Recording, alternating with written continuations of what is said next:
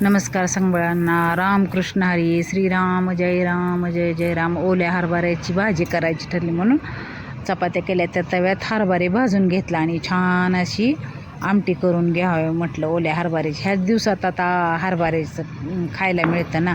आहेत आता सगळ्यांच्या शेतात, आता म्हणजे वाळायला लागले, आता काढायला आलेत. त्यामुळं छान असे सोलून घेतले, लसूण खोबरं करून घेतलं चेचून आणि भाजून घेतले. त्यामुळं चांगलं ओबडधोबड खलबत्त्यात कुटून घेतलं आणि ताटात काढून घेतलं. तेल थोडं ओतून घेतलं, जिरे मोहरी आणि लसूण आणि कोथिंबीर चेचलं होतं ना, ते बारीक खलबत्त्यात ते करून घेतलेलं. ते हिंग आणि चांगलं परतून घेतलं. ते लसूण कोथिंबीर, थोडीशी हळद आणि 1 चमचा लाल तिखट असं चांगलं मिक्स करून घेतलं.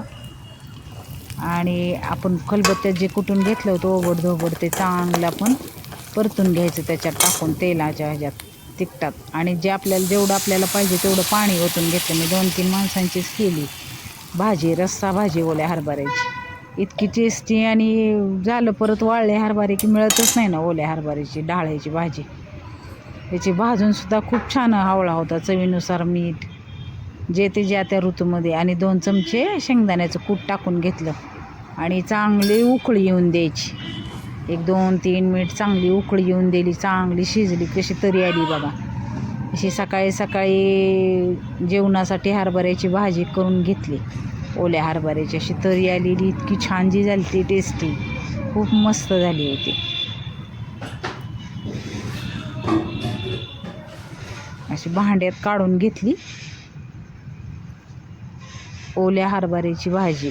तुम्हाला आवडली असली तर लाईक शेअर ज्या त्या ऋतूमध्ये मिळेल ती भाजी खरं खावी. मला अशा देशी भाज्याच आपल्या खूप आवडतात.